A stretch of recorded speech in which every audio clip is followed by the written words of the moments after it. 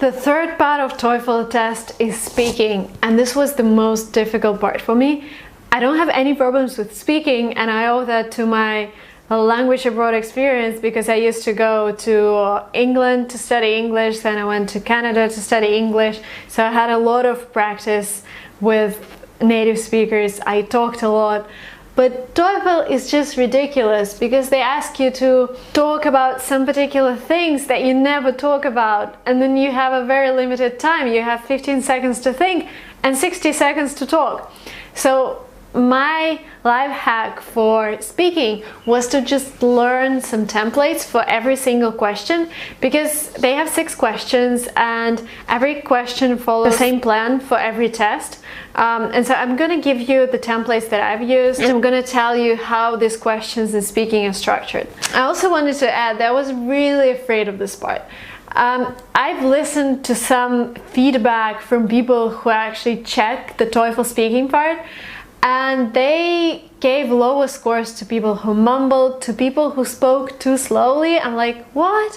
What is too slow? What is too fast? How do I know? And then even native speakers get confused. And also it was surprising for me that I had to talk about the topics I would never ever discuss in my life. Like, why don't you like rock music? Give 2 examples.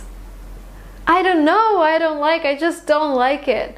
And then you have 15 seconds to think of those greatest examples. And so this is how we move to the first question actually. They would ask you some question and you would have to give 2 examples why you don't like rock music, why you like your city, why you want to travel to the United States, blah blah blah. Sometimes these questions don't have to do anything with real life. TOEFL people advise you not to lie in these questions. But seriously, I don't know. If I never ever think about this topic, if I don't have any examples in my mind, the only thing left for me is to lie.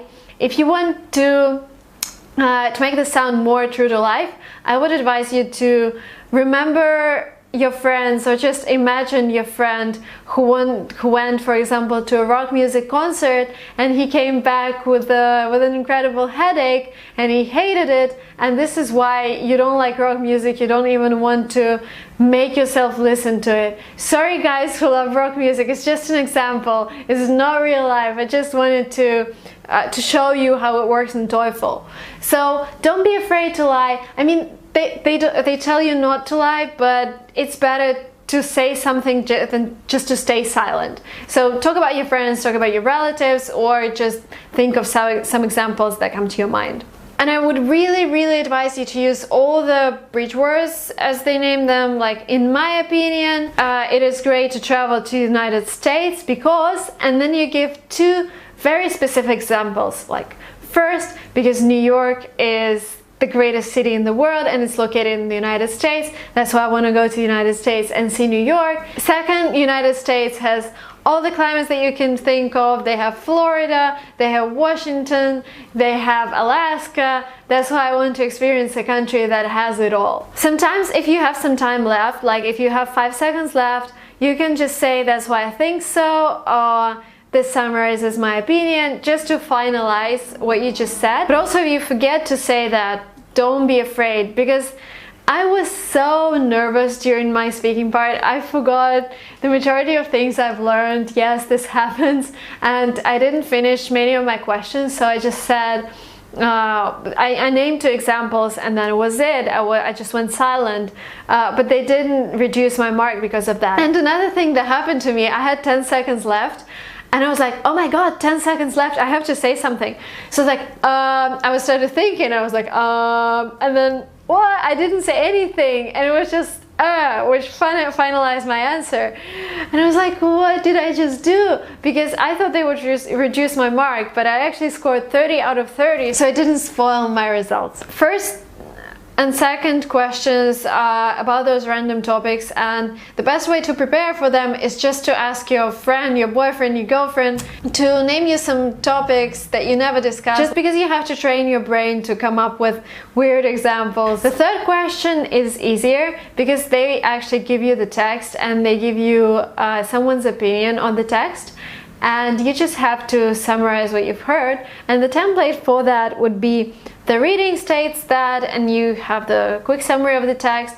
The speaker's opinion is that blah blah blah, and you give the first example that he provides in his speech and the second example, and that's it. The great thing is that this pattern is the same for every third question in TOEFL speaking part. The fourth question, you would get a text about something, for example, top universities in the United States, and then you would get a speaker who provides a specific example of top university, for example, Stanford.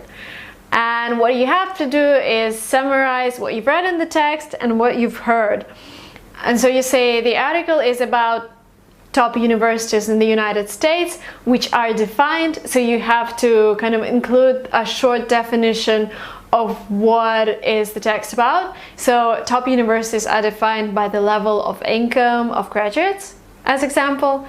And then you go to what the speaker says, and you say the speaker provides Stanford as an example of top universities because first, Stanford graduates get the highest salary. Second, Stanford gets a lot of funding from successful entrepreneurs. This is just an example, but this is how it should look like. And again, if you have some time in the end, you just say this is why Stanford is a top university in the United States and in the world, just to conclude what you just heard and said. The fifth question is my favorite because it doesn't cover those random topics like ancient things like spaceships or whatever. It just covers real life. So normally you would have two students that are discussing some problem. For example, one student complains to another that he has a very loud neighbor and he doesn't know what to do, and the second student would come up with two solutions for his friend. He would say, for example, you could argue with your neighbor and tell him to move out because he's not following the rules of the residence, and the second solution is to just talk to the residence manager. And it gives you pretty much the idea of how the answers look like, and I would advise you to always choose the second answer because it is normally the best one, and it saves you a lot of time on thinking which answer is the best. So just train yourself to selecting the second answer and providing the reasons for it. And what you have to say in the fifth question is that you discuss the problem, you state the problem, you say the problem that the student has is that his neighbor is too loud. To my mind, the second solution, talking to the residence manager, is the best because first, he wouldn't have to argue with his neighbor. Second, the residence manager always comes up with better ideas on how to solve the problem, and he has to be aware of what's happening in the residence. This is why I think the second solution is the best. So by using this simple template, you will reduce a lot of thinking time, and you would have more time to concentrate on the reasons themselves because you would have all the structure in your head. And the sixth question is very scientific. So for example, you would have text about reptiles, and then you would hear professor talking about reptiles and providing examples. For example, he would talk about snakes and turtles, and what you have to do is somehow link snakes and turtles to the text and explain why the first and the second are reptiles. And so your answer should look like the article is about different kinds of reptiles which are defined as blah blah blah, and then the professor provides two specific examples of reptiles. First is turtles because they have these qualities of reptiles, and second are snakes because they also have these qualities of reptiles. And this is how you come to an end of the speaking part, and you just relax. But the key thing to remember for this part is to just memorize all the templates. I actually took a piece of paper with all the templates with me and I read it before the test. Of course, you're not allowed to read anything during the test, but just having it with me and refreshing what I've learned before the test, I think it really helped me passing the speaking part. Okay, so now we arrived at the last part of TOEFL, which is essays, writing. You have two essays. The first essay doesn't give you a lot of freedom for imagination because you just get a text about some phenomena. There are some reasons to explain. this phenomenon. For example, the text says that internet is bad. The first paragraph talks about that internet has evolved during the last years, and the second paragraph talks about internet's damage for health. The third paragraph talks about internet's damage for relationship, and fourth paragraph talks about internet scams, like people laundering money or stealing money from each other. And then you would have some professional talking about the same topic but actually refusing every single argument that is stated in the text. For example, you would hear a professor from a university who says that actually internet is great, and he would provide you examples that would be the opposite to what you've read in the text. For example, he would say that internet actually helps relationships, that recent studies have provided data that internet doesn't really hurt health, like radiation from computers doesn't really hurt health. And he would also say that internet actually allowed money to travel from one country to another and allowed businesses to thrive internationally. And your task is to summarize all of that in your essay. That means you would have to explain what the text is about and what professor opinion is, and every single paragraph will be dedicated to comparing the thoughts in the text and comparing what professor says about the facts in the text. And the structure for that will be, for every single paragraph would be like the article claims that internet damages the health. However, professor refuses this statement by providing results from recent studies that show that not using internet can actually lead to severe health problems because of blah blah blah. I don't know, guys, I'm just making this up. I just wanted to give you the idea of what the text looked like. And you would be also given the word count that they want you to have.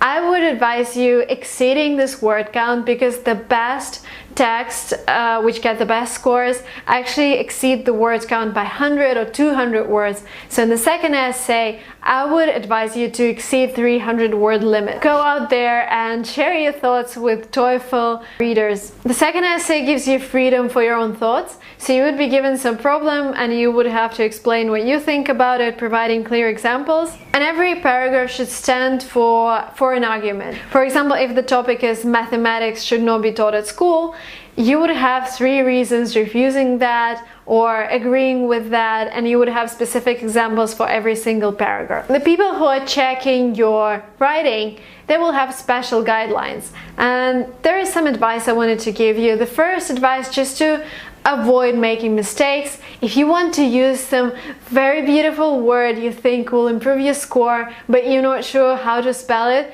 just don't do it. Just use simple words, and it's better to, get lower score because you're using simple vocabulary than getting a really low score because you're making mistakes in every single interesting word that you use. It's also really important to remember that you're writing an academic test, so no contractions, no colloquial phrases. If you want to say don't, you have to write do not haven't, but have not. So just remember, just think of it as if you're writing your college essay and your professor would be reading it. This is the kind of environment you're in. And every paragraph should be pretty much the same in terms of volume, because every paragraph represents a thought, and every thought has to be described in full detail. And my experience in essays, I thought I was great. I exceeded the word count, I checked everything. I thought it was the best essay I've ever written because the thoughts were so deep. I was so great, But then I scored 27 out of 30, and they don't really give you a reason why they do that. They just give you 27. But I think is that I didn't use those interesting and complicated words. I used just simple vocabulary because I wanted to make sure that I don't do any mistakes, and they actually account for that as well, and that's why I think I scored 27. But it was okay all in all, because 117 is way above everything I needed for the college. Okay guys, I hope this video is interesting. I hope that you enjoyed listening to my experience and that you've heard something very important for yourself as well. Please subscribe to my channel if you want to hear how I passed GMAT, how I got into top American universities, and about my life in the United States. Bye bye!